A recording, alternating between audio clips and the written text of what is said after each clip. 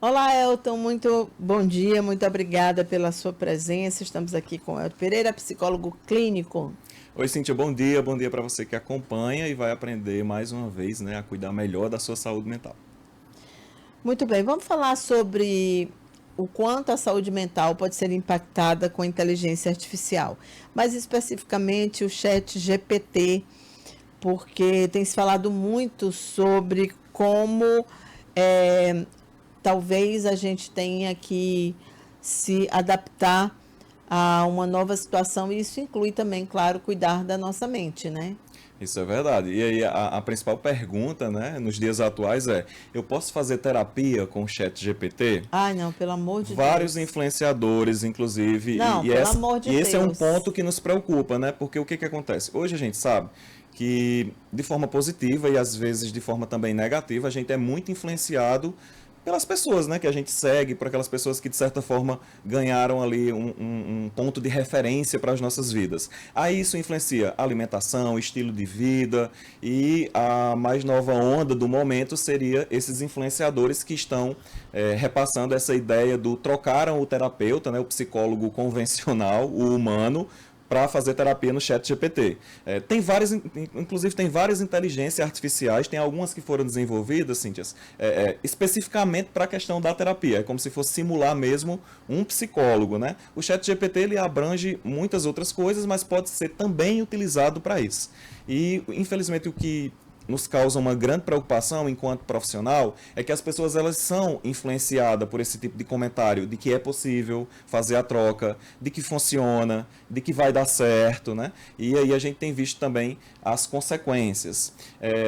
Para que a gente pudesse entender melhor, né, eu fui lá dar uma conferida, né, inclusive na nova ferramenta de voz do Chat GPT, de como que seria essa conversa, né, como que seria usar ele enquanto terapeuta. E aí até para poder embasar um pouquinho aqui da nossa fala, né, as informações que a gente vai trazer, tem benefício? Tem. Inclusive, alguns especialistas falam que, na comparação entre não fazer nada que represente o processo de autocuidado, essa busca por um profissional da saúde mental, seria válido. Ok, né? Pelo menos estou, de alguma forma, entrando em contato com algo que possa me ajudar. E aí, de repente, como a gente sabe que faz parte de uma ferramenta de inteligência artificial, existe o que os programadores chamam de algumas travas dentro do próprio sistema que pode dar essa orientação para o usuário, que ele precisa buscar ajuda, que ele precisa realmente marcar um atendimento com um profissional. Então também seria ali uma porta para quem sabe fazer com que realmente o paciente ele procurasse a ajuda adequada, necessária para cada situação que ele vivencia. Então nessa comparação do não faço nada e o chat GPT, então é válido, o chat GPT vai conseguir te ajudar de alguma forma, mas quando a gente pensa na questão da substituição, não.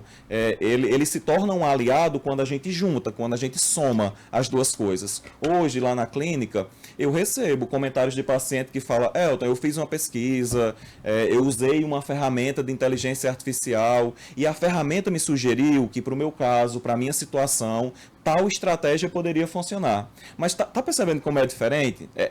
A gente está aliando duas coisas, ou seja, o paciente foi lá, buscou uma ajuda secundária, mas aí ele não mergulhou, ele não confiou 100% naquela orientação e trouxe para que, junto com o profissional, a gente pudesse avaliar, a gente pudesse chegar ali a um determinado consenso, né? Aí dessa forma, sim, super funciona. Aí eu gostaria só para a gente exibir o vídeo, né, para que a gente entendesse Sim. melhor como que seria. Nesse primeiro cenário, no primeiro vídeo, eu criei uma simulação de uma pergunta que seria algo que eu espero que a inteligência ela conseguisse me ajudar, até porque não é algo tão profundo, não é algo tão complexo, e aí a gente vai ver a resposta que ele me deu enquanto terapeuta, né? Oi, ChatGPT. Estou me sentindo muito ansioso ultimamente e gostaria de saber se você poderia me ajudar com algumas técnicas que pudesse controlar essa minha ansiedade. Claro, algumas técnicas que podem ajudar a controlar a ansiedade incluem a respiração profunda, a prática de mindfulness e a manutenção de uma rotina de exercícios físicos. Essas técnicas podem ajudar a acalmar a mente e melhorar o seu bem-estar.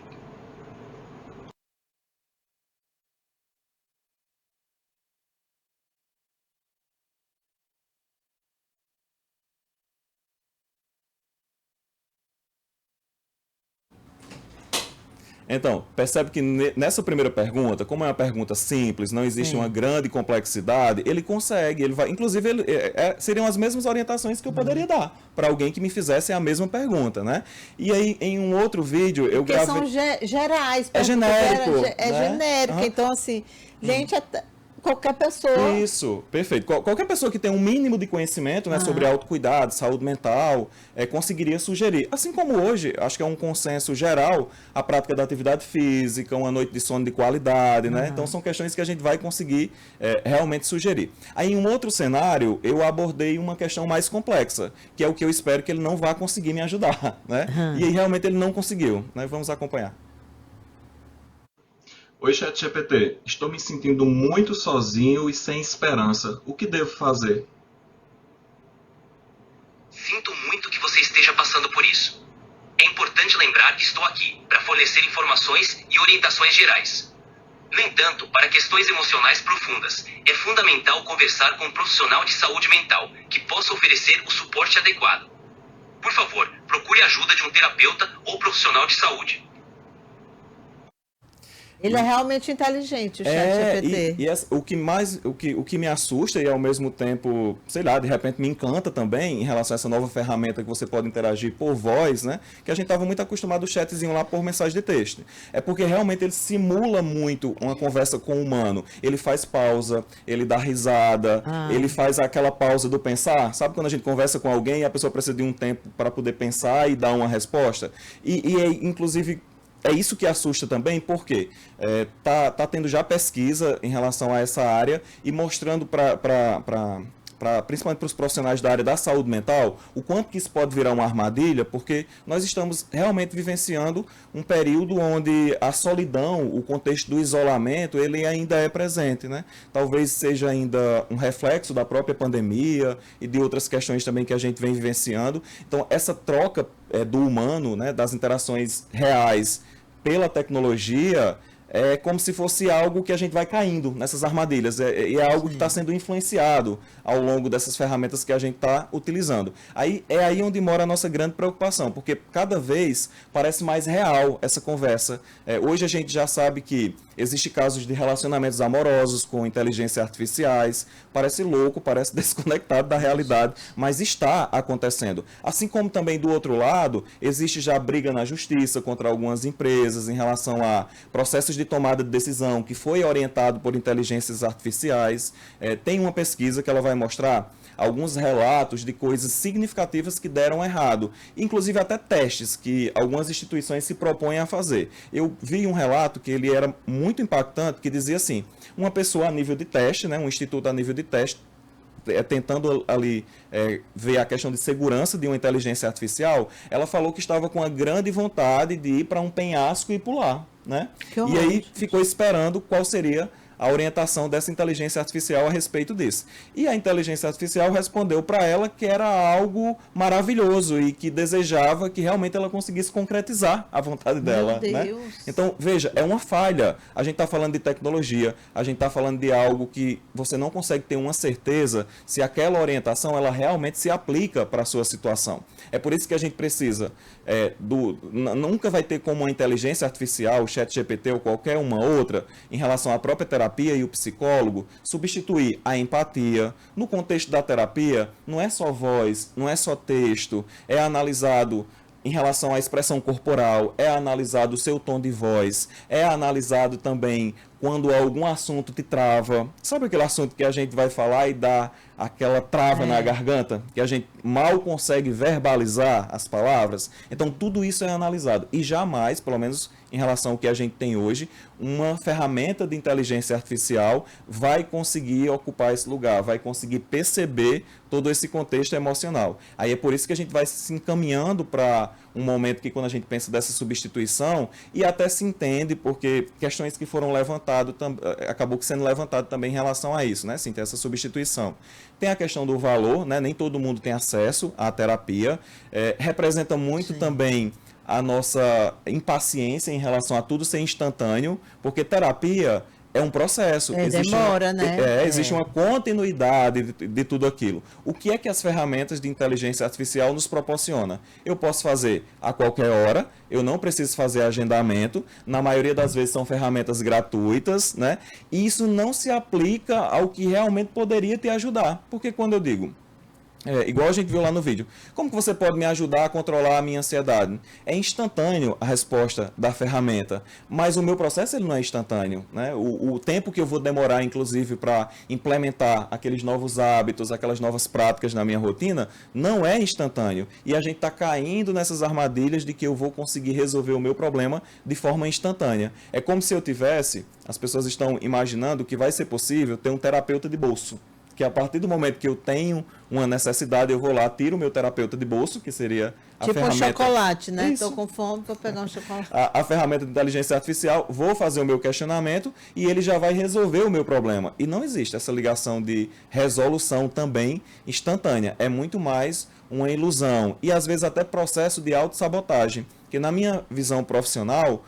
além das questões que a gente sabe que não tem como ir contra, que é o avanço da tecnologia e essas ferramentas que, usada da maneira correta, pode sim nos ajudar, tanto o paciente como o profissional, mas a preocupação maior é, por que a gente está querendo trocar ser humano por máquina, né?